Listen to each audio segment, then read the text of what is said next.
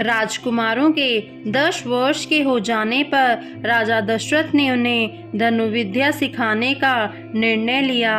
राजा दशरथ स्वयं धनुर्विद्या में निपुण थे। उनकी योग्यता व कुशलता के चर्चे दूर दूर तक थे। वे शब्दभेदी बाण चलाने की कला में निपुण थे। वे किसी भी जानवर का अखेट सिर्फ उसकी आवाज़ सुनकर कर सकते थे।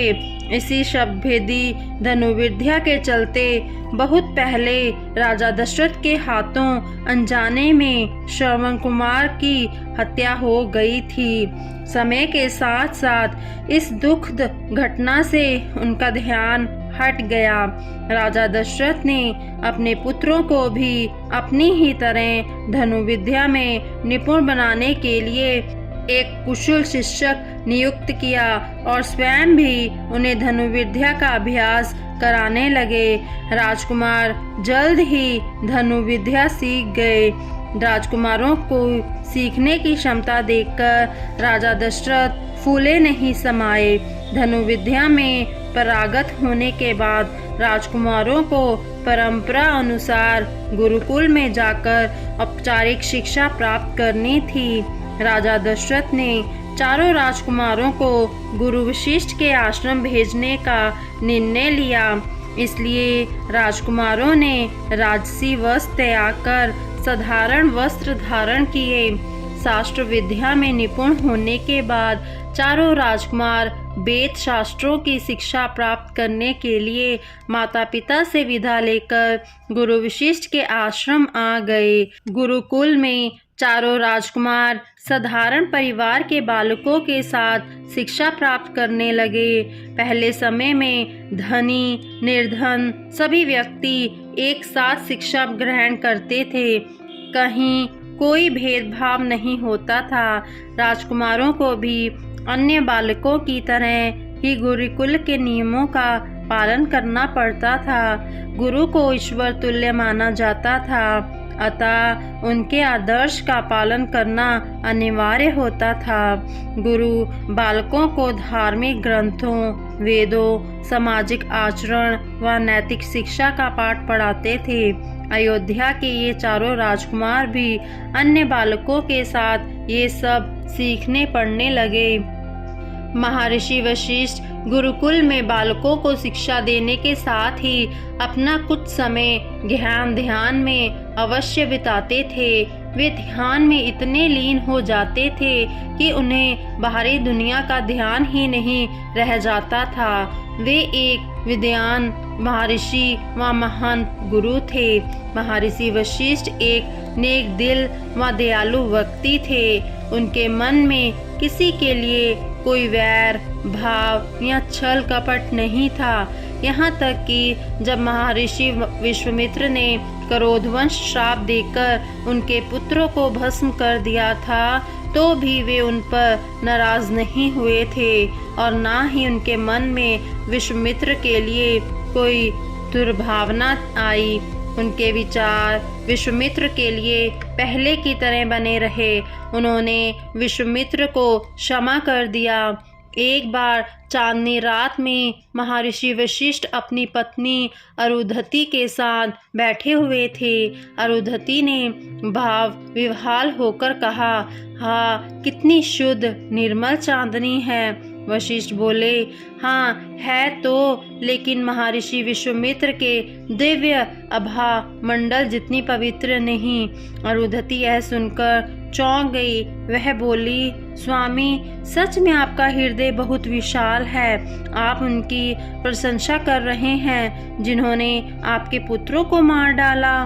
धन्य हैं आप। महर्षि वशिष्ठ ने कहा, विश्वामित्र है ही प्रशंसा के योग्य, मैं झूठ नहीं बोल रहा हूँ। संजोगवश महर्षि विश्वामित्र उस समय महर्षि वशिष्ठ के आश्रम में ही निवास कर रहे थे। उन्होंने महर्षि की बातें सुन ली। उनके बातें सुनकर वे शोभ व उनके प्रति श्रद्धा से भर उठे। वे दौड़कर उनके चरणों में गिर पड़े। महर्षि वशिष्ठ ने उन्हें उठा लिया और गले से लगा लिया। इस प्रकार दोनों महर्षि मित्र बन गए। महर्षि वशिष्ठ अपने शिष्यों को सद्मार्ग व सत्य विचार अपनाने की शिक्षा देते थे। अयोध्या के अधिकतर लोग महर्षि वशिष्ठ के शिष्य थे और उनके बताए मार्ग पर चलकर खुशहाल जीवन बिता रहे थे। महर्षि वशिष्ठ ने गुरुकुल में पढ़ने आए चारों राजकुमारों को राजकाज चलाने की शिक्षा के साथ ही उन्हें बताया कि राजा को हमेशा सदाचार और धर्म के मार्ग पर चलना चाहिए। एक राजा को अपनी प्रजा का हमेशा ध्यान रखना चाहिए।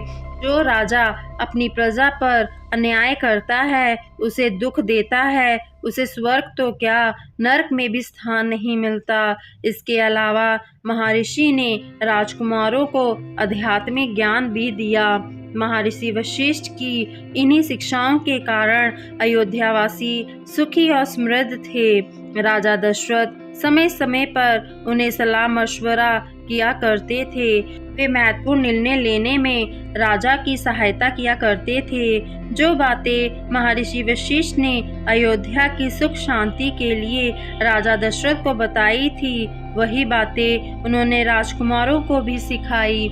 राजकुमारों की शिक्षा पूरी होने के बाद गुरु वशिष्ठ ने राजा दशरथ के पास संदेश भिजवाया कि राजकुमारों को वापस महल बुलवा लें। गुरु वशिष्ठ का संदेश मिलते ही राजा दशरथ ने अपने विश्वसनीय मंत्री सुमंत्र को बुलाकर कहा, सुमंत्र, गुरुकुल से संदेश आया है कि राजकुमारों की शिक्षा पूरी हो गई है। मैं चाहता हूँ कि तुम उन्हें लेने जाओ, इसलिए तुम शीघ्र ही चारों राजकुमारों के लिए वस्त्र भूषण लेकर तुरंत आश्रम की ओर रवाना हो जाओ। सुमंत्र राजा दशरथ की आज्ञा का पालन करते हुए तुरंत महर्षि के आश्रम की ओर निकल पड़ा। आश्रम पहुंचकर सुमंत्र ने महर्षि को अपने दोनों हाथ जोड़कर दंडवत प्रणाम किया। महर्षि ने सुमंत्र को आशीर्वाद देते हुए राजा दशरथ और अयोध्या वासियों का कुशल मंगल पूछा।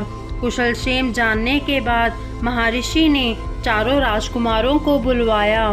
गुरु वशिष्ठ के बुलावे पर चारों राजकुमार तुरंत उनके समक्ष उपस्थित हुए। उन्होंने गुरु के चरण स्पर्श किए और कहा, गुरुदेव, आपने हमें शीघ्र बुलाया था, क्या कोई विशेष बात है? गुरु वशिष्ठ ने कहा, हाँ वत्स, अब तुम लोगों की शिक्षा पूरी हो चुकी है।